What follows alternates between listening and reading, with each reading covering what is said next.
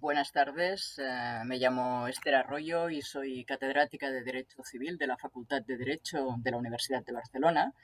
Y mi conferencia hoy, en este ciclo organizado por la Academia Internacional de Derecho de Sucesiones, tiene por objeto explicar el contenido del testamento.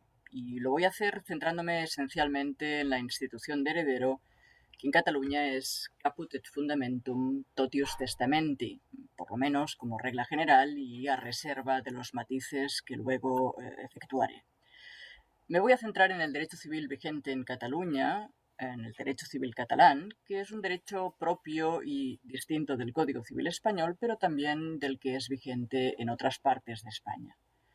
Como ustedes saben, porque lo explicó el profesor Cámara Lapuente en la conferencia inaugural de estas jornadas, en España, a diferencia de lo que sucedió en otros lugares, Francia, Italia, Alemania, el Código Civil Español de 1889 no trajo consigo la unidad del derecho civil en España.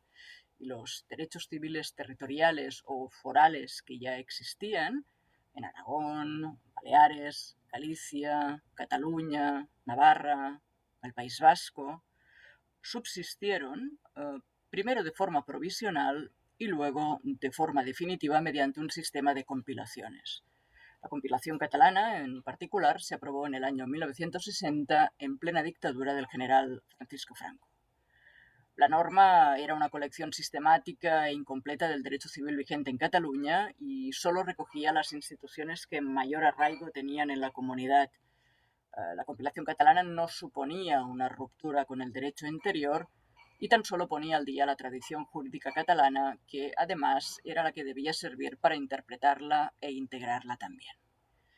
En el año 78, la Constitución española reconoció la pluralidad legislativa y permitió la asunción de competencias en materia civil en los respectivos estatutos de autonomía a aquellas comunidades autónomas que ya tuviesen derecho civil antes de su aprobación.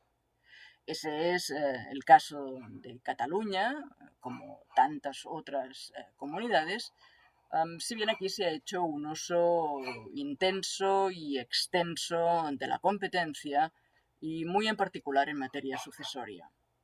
Como hitos más significativos del desarrollo de la competencia, destacaría la promulgación de un Código de Sucesiones en el año 1991 que, tras una nueva y profunda reforma, luego se convertiría en el libro cuarto del Código Civil de Cataluña en el año 2008. Bien, entrando ya en materia, y como decía al principio, el contenido típico y necesario del testamento en Cataluña es la institución de heredero. Eso me llevará a hablar de su carácter universal, de la perdurabilidad del título, semel eres, semper eres, y de la incompatibilidad entre la sucesión testada y la intestada. Es el nemo pro parte testatus, pro parte intestatus decedere potest. Estos son principios básicos y característicos del derecho sucesorio catalán, enraizados en el derecho romano, muy bien explicaba el jurista Martí Miralles a comienzos del siglo, en particular en el año 1925, en su conocida publicación. Y son principios que han perdurado como signo distintivo a pesar de las dos grandes reformas que han tenido lugar en el derecho de sucesiones en Cataluña, a las que antes me he referido, en el año 91 y en el año 2008. La institución de heredero es requisito de validez del testamento en el derecho civil catalán. Es decir, que el testamento sirve para designar un sucesor en todo el derecho del causante o en una cuota de su patrimonio. En consecuencia, es nulo e ineficaz el negocio que no contiene institución de heredero, salvo que contenga el nombramiento de albacea universal. Este albacea universal puede ser un albacea de realización dineraria de toda la herencia. En este caso no hay heredero, pero tampoco sucesión, porque todos los bienes del testador se convierten en dinero. O puede tratarse de un albacea de entrega del remanente, una vez pagadas las deudas del causante, y en este caso sí que hay sucesión, pero no necesariamente a título de heredero. Por ejemplo, puede tratarse de la distribución de toda la herencia en legados, tal y como se permite en una parte del territorio de Cataluña y en particular en Tortosa, que es una ciudad y municipio de Cataluña, capital de comarca del Bajo Ebro. El testamento que no contiene institución de heredero y tampoco albacea universal es nulo.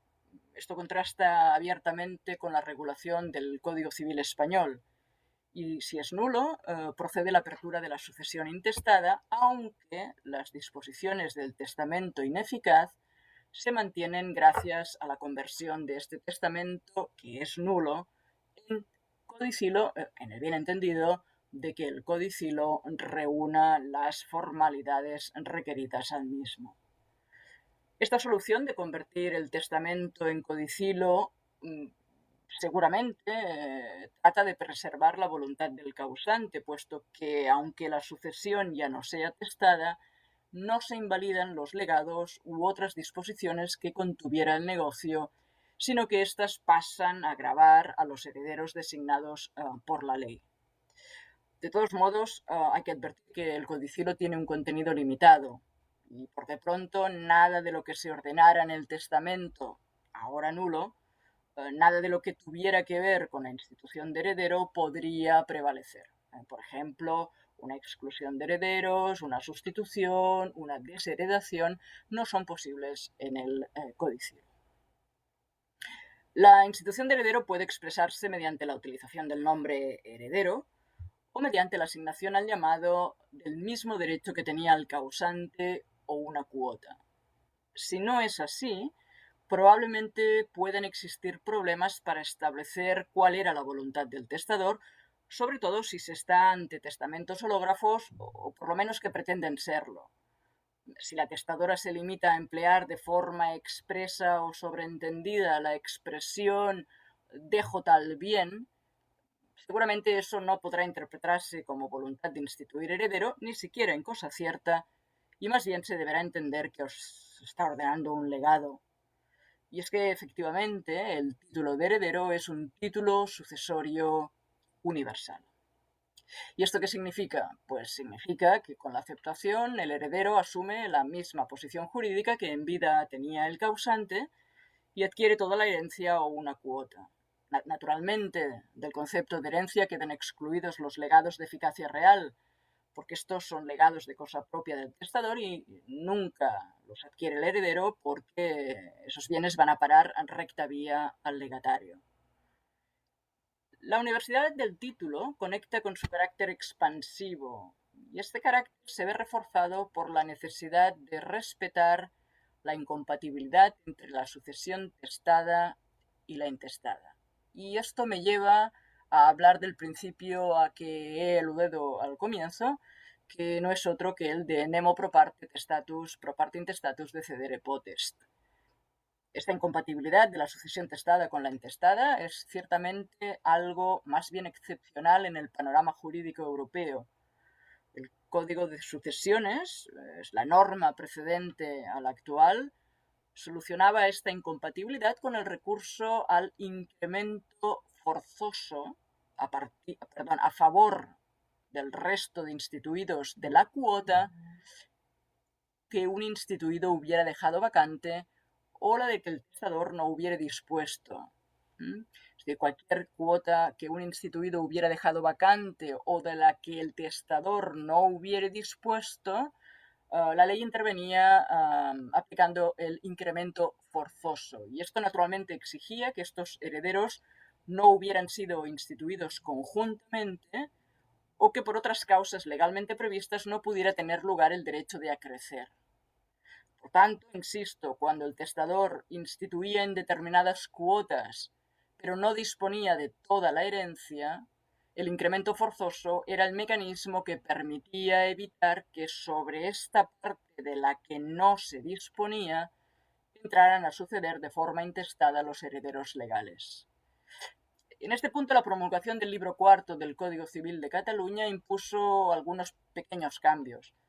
Se entendió que, puesto que la expansión de la cuota de los instituidos era un efecto común al acrecimiento y al incremento forzoso, aunque desde luego no lo era el supuesto de hecho que daba lugar a uno y a otro, se entendió, digo, que era preferible simplificar y generalizar ese efecto con el único nombre de acrecimiento. Es una simplificación terminológica muy discutible, no necesaria, pero entrar a analizar eso me distraería del propósito central, que es recordar que en Cataluña no es posible que queden cuotas vacantes, de manera que en esas cuotas continúa estando vedado el llamamiento a los herederos intestados.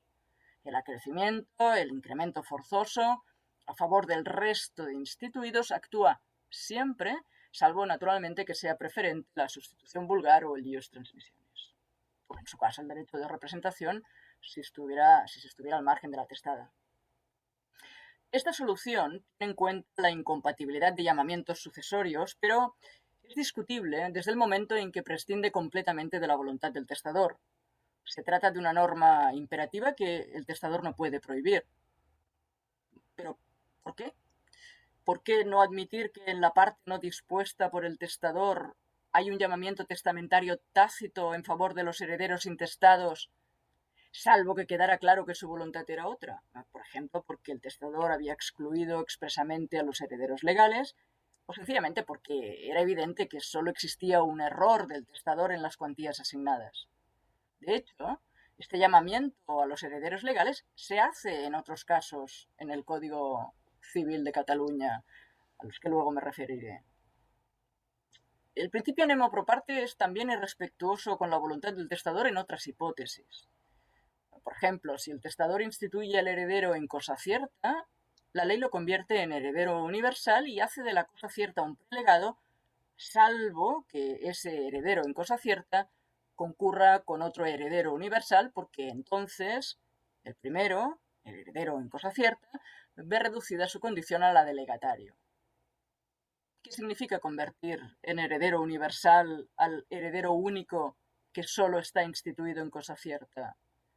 Pues significa claramente dar preferencia al título voluntario sobre el legal, de nuevo con el fin de evitar que tenga lugar la apertura de la sucesión intestada en el resto de la herencia no dispuesta por el testador. Esta solución viene exigida por ser el título de heredero un título que tiene carácter universal, al que en consecuencia le es intrínseca la característica de la expansividad. Sin embargo, convertir al heredero en cosa cierta en heredero universal es una solución que probablemente excede en mucho de lo realmente querido por el testador, por lo menos si se admite que lo único que queda claro que éste quiere en realidad es que el instituido reciba solo el bien que le atribuye. Y por eso, quizás, hubiera sido preferible considerar que ese instituido heredero en cosa cierta siempre es un legatario, es decir, incluso cuando no concurra con otro heredero universal. Y entonces, ese legado se debería entender ordenado en codicilo, lo cual, por supuesto, no infringe en absoluto el principio nemo pro parte. Los ejemplos de cómo el derecho civil catalán hacen primar los principios sucesorios sobre la voluntad del testador no se acaban ahí. Existen reglas específicas para el instituido en usufructo, que queda convertido por obra de la ley en legatario si concurre con heredero testamentario universal, igual, como acabamos de decir, que el instituido en cosa cierta. O que pasa a ser heredero fiduciario si para después de su muerte el testador ha previsto un heredero universal, de manera que este instituido en usufructo sería heredero fiduciario y el instituido para después de su muerte sería un fideicomisario. Pero si el testador no lo ha previsto, entonces la ley establece que se entiende que el testador ha instituido a los herederos intestados como sustitutos fideicomisarios. Aquí sí que se recurre a los herederos legales, pero se salva naturalmente el nemo pro parte a base de entender que se produce un llamamiento testamentario tácito como fideicomisarios en favor de estos sucesores intestados. Quizás en la línea de lo que se ha expresado con anterioridad, otra solución más fiel a lo querido por el causante hubiera sido mantener el usufructo como legado en codicilo en la sucesión intestada, porque, conviene insistir, ello tampoco infringe el nemo pro parte. Con la solución legal que ahora se ofrece, las consecuencias son que, contrariamente a la voluntad del testador, el inicialmente llamado como usufructuario y luego convertido en fiduciario podrá retener la cuarta trebeliánica en propiedad. Además, esta solución de considerar que se produce un llamamiento tácito en favor de los sucesores intestados no es precisamente la que se adopta en el caso que analizaré a continuación a propósito de la institución vitalicia de heredero. En Cataluña, quien es heredero lo es siempre. Eso se traduce con la regla semeleres semper eres. La perdurabilidad del título, por consiguiente, impide el término inicial suspensivo, es decir, ser heredero solo a partir de cierto día, y el término final, el término resolutorio, dejar de ser heredero a partir de cierto día. Y por supuesto se prohíbe también la condición resolutoria, es decir, dejar de ser heredero si se produce un acontecimiento cuya producción es incierta. Si el testador impone esos elementos al heredero, como si dice, dejarás de ser heredero si enajenas la finca que te dejo en herencia, es decir, una condición resolutoria, entonces la ley los elimina. En cambio, se admite sin problemas la condición suspensiva. Y la razón de la diferencia de trato es que el término no es retroactivo y, en consecuencia, mientras este no llegara, si se tratara de un término inicial o una vez acaecido, si fuera un término final, entonces deberían ser llamados los herederos intestados, que es exactamente lo que sucede en el derecho del Código Civil Español, donde las reglas sobre condición resolutoria o término suspensivo y resolutorio no operan. Por otra parte, la condición resolutoria extinguiría el título de heredero y la retroactividad exigiría fingir que la sucesión siempre fue intestada, a pesar de la eficacia temporal testada del título. Aún así, el principio semeleres sufre una excepción y para constatarlo basta traer a colación el título de heredero fiduciario, que sí que puede estar sometido a término. Si esto es así, ¿por qué entonces no admitir la condición resolutoria o el término final como regla general y considerar que, cumplida la condición o llegado el día, el testador ha ordenado un fideicomiso a favor de los que sean sus herederos intestados? Algunos notarios apoyan esa solución por entender que esa era en realidad la voluntad del causante. Y en cualquier caso, entender que el heredero legal fideicomisario es sucesor testamentario no choca con el nemo pro parte. Sin embargo, en lugar de generalizar la regla ya prevista para la institución en usufructo, ahora, en este caso, la ley opta por no admitir la institución vitalicia, es decir, a término final o condición resolutoria, cuando no hay un instituido posterior. Y de nuevo, en consonancia con el nemo pro parte, establece reglas para evitar ese resultado. Si el instituido vitaliciamente no concurre con otro heredero simultáneamente, caso en el cual se convierte en legatario, o bien no hay un instituido posterior, caso en el cual existe un fideicomiso, entonces se convierte en heredero universal, puro y libre. Bien, hasta aquí la explicación de los principios sucesorios tradicionales inspirados claramente en el derecho romano y que perviven hasta la actualidad. Pero no todo es tradición en el libro cuarto del Código Civil de Cataluña. Este también aporta alguna novedad en torno a la necesidad de institución de heredero en el testamento. Por de pronto, desde 2008 se admite el testamento meramente revocatorio y además se regula por primera vez el testamento que se limita a excluir a determinadas personas de la sucesión intestada. En este último caso, se entiende que quedan instituidos los no excluidos. Y la solución parece lógica porque si el testamento debiera ser nulo por no contener institución de heredero y por tanto debiera operar su conversión en codicilo, entonces la voluntad del testador sería ineficaz, ya que, como sabemos, en codicilo no se puede excluir a ningún heredero. Por consiguiente, resultarían potenciales herederos todos los sucesores a pintestato, sin excepción, contrariamente a la que cabe presumir era la voluntad del testador. Bien, ¿y el testamento meramente revocatorio? Pues parte de la doctrina todavía defiende que el testamento meramente revocatorio contiene implícita o tácitamente una institución testamentaria de los herederos que habrían de suceder a intestato. Sin embargo, esa no es la visión predominante entre los autores, ni parece que esa idea haya cuajado en la jurisprudencia, que admite que el testador debe poder dejar sin efecto lo otorgado antes, hacer un punto y aparte, y, en su caso, luego decidir qué hacer con su patrimonio y a quién favorecer. Eventualmente acabarán rigiendo las reglas de la sucesión intestada si no acaba otorgando otro testamento. O, en su caso, podrían regir las reglas establecidas en un testamento anterior, supuesto que además del revocado existiera otro preexistente.